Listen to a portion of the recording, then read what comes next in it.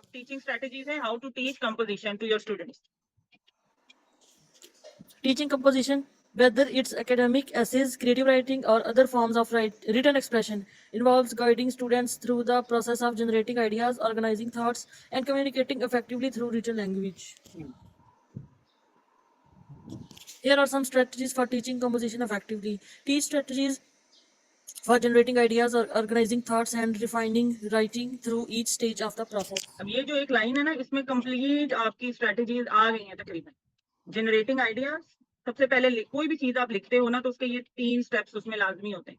How to generate ideas, how to organise thoughts, and how to refine each stage of the process. ये समझ लो कि जो आज का हमारा लेसन है ना, वो पूरा कंक्लूड ये 3 चीजें उसमें कर रही हैं कि हाउ टू जनरेट आइडियाज, कि जो भी लिखने बैठा है, कुछ कंपोज करने बैठा है, तो सबसे पहले उसने अपने आइडियाज जनरेट करने हैं, फिर उनको ऑर्गेनाइज करना है, फिर उनको रिफाइन करना है, और फिर आप फाइनल उसकी जो प्रोडक्ट है वो सामने आ जाएगी. तो ये मेन उसके स्टेप्स होते हैं कंपोजिशन के. लेकिन मजीद बेहतर करने के लिए क्या क्या स्ट्रेटेजीज हैं जो आपको बीइंग अ टीचर पता होनी चाहिए और आपने अपने स्टूडेंट्स को बतानी है.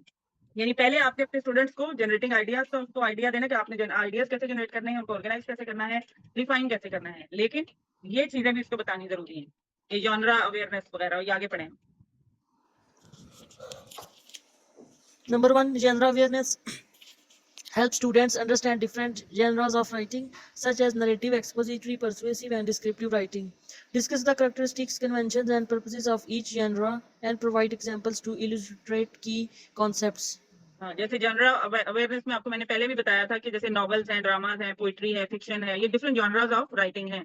और narrative, expository, persuasive, descriptive writing, ये भी टाइप्स हैं. यानी ये इन सब का आपके स्टूडेंट्स को पता होना चाहिए. आपको पता होगा तो then you will translate that into your students minds, कि उनको भी पता हो कि हम लिख क्या रहे हैं. आया हम नरेटिव लिख रहे हैं, आया हम एक्सपोजिटरी लिख रहे हैं, या हम कुछ परसुएसिव लिख रहे हैं, या कुछ डिस्क्रिप्टिव है. तो ये, और या हम ड्रामा लिख रहे हैं, या फिक्शन की कोई बात लिख रहे हैं, या कोई पोएम लिख रहे हैं. ये जॉनरा अवेयरनेस होना जरूरी है. जी, next. Brainstorming and pre-writing. Teach techniques for brainstorming and pre-writing, such as free writing, clustering, outlining, and mind mapping. Brainstorming is the first of all step of composition. कि आपको एक टॉपिक अलॉट होता है ना, तो उसके बाद फिर आप ब्रेनस्टॉर्म करते हो, माइंड में सोच रहे होते हो, एक तूफान आया होता है कि मैंने इसमें लिखना है, मैं कैसे लिखूंगी, उसको कहते हैं ब्रेनस्टॉर्मिंग. ठीक है, तो ये प्री राइटिंग की सारी एक्टिविटीज है. Free writing, clustering, outlining, mind mapping, ये सारी हम पढ़ते हैं. जी, स्टार्ट करें. Number 1, pre-writing definition. Pre-writing is the initial stage of the writing process where writers plan and organize their ideas before starting the actual writing. It involves generating and exploring ideas, organizing thoughts, and outlining the structure of the text. हाँ, pre का मतलब Key होता है activity. पहले. ठीक है, writing से पहले. अभी आपने राइटिंग शुरू नहीं की, लेकिन जब आपको कोई टॉपिक असाइन हो गया, अलॉट हो गया कि ये आपका टॉपिक है, तो उसके बाद आपने प्री राइट, जो कुछ भी अब आप करोगी ना लिखने से पहले, वो सब प्री राइटिंग है. और उस प्री राइटिंग की क्या क्या एक्टिविटीज हैं? Number 1, brainstorming, generating a list of ideas related to the topic. Number 2, researching, gathering information and evidence if needed. Number 3, outlining, structuring ideas in a logical sequence, creating a roadmap for the draft.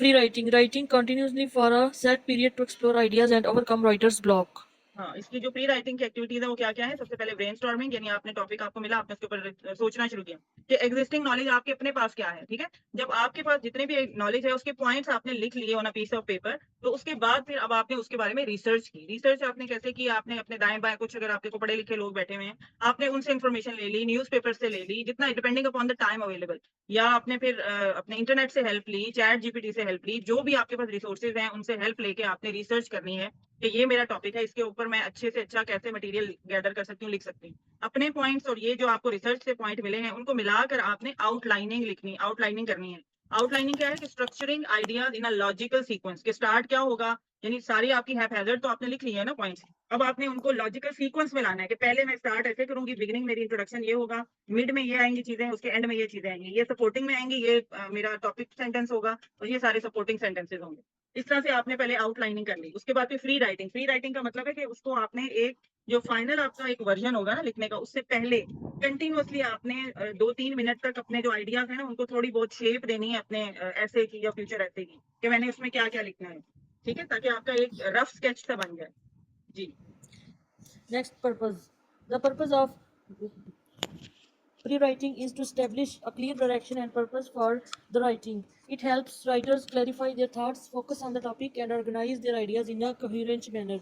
हाँ जी, इसका purpose क्या होता है कि इससे आपको clarify हो जाता है कि मेरी डेप्थ और मेरी विड्थ कितनी है, ठीक है। डेप्थ और विड्थ का पता है आपको, ये जैसे पेपर है ना, तो इसकी विड्थ है और ये इसकी लेंथ है, जो पेज की लेंथ होती है लंबाई और विड्थ होती है चौड़ाई। इसी तरह द सेम वे आपको जो आपका टॉपिक है उसकी आपने माइंड मैपिंग की है, आपने ब्रेनस्टॉर्मिंग की है, तो एक आपके जो पेपर के ऊपर आउटलाइन आपने की है ना, उसमें आपकी एक पिक्चर बन गई है कि उसमें आप कितनी विड्थ तक आप गए हो और उसकी लेंथ कितनी है।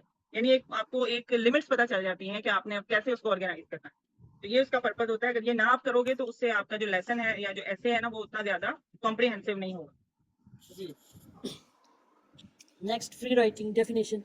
Free writing is a technique where you write continuously for a set period of time without worrying about grammar, spelling, or punctuation. The goal is to generate ideas and overcome writer's block by allowing thoughts to flow freely.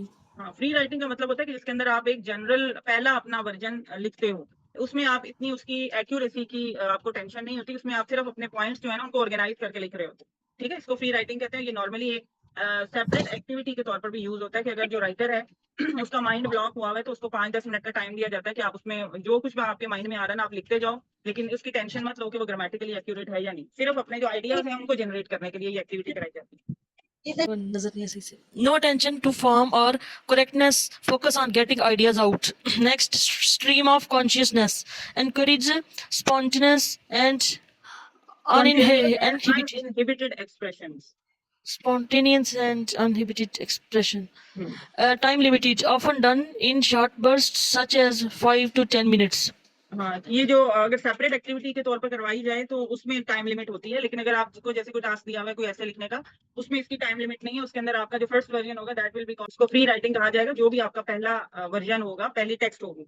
लेकिन जब आपको ये time frame दिया जाता है तो उसके अंदर ये होता है कि आपने 5-10 मिनट तक मुसलसल लिखना होता है इसको। ये अनस्ट्रक्चर्ड होता है, यानी इसमें आपने कोई इसकी करेक्टनेस की आपको ये माइंड में नहीं होता कि ये करेक्ट है या नहीं है। आप सिर्फ अपने आइडियाज को लाइन अप कर रहे होते हो, तरतीब दे रहे होते हो, ठीक है।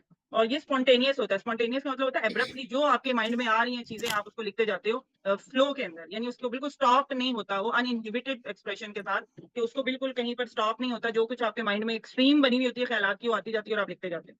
इसका फायदा होता है, इससे आपके आइडियाज जो वो जनरेट होते हैं ज्यादा जी। Purpose idea generation helps in discovering new ideas and insights. Next, overcoming blocks provides a way to bypass mental barriers and generate creative thoughts.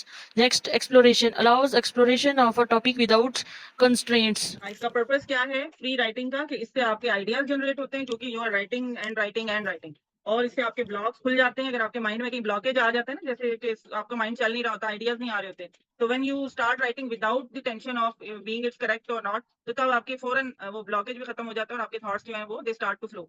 और exploration allows exploration of a topic without constraints. इसमें किसी bonding की आपको tension नहीं होती, कोई आपको हद नहीं होती, कंस्ट्रेंट नहीं होती, तो इसलिए आप ज्यादा से ज्यादा एक्सप्लोर करते हो आइडियाज जी। How to use How to use set a timer for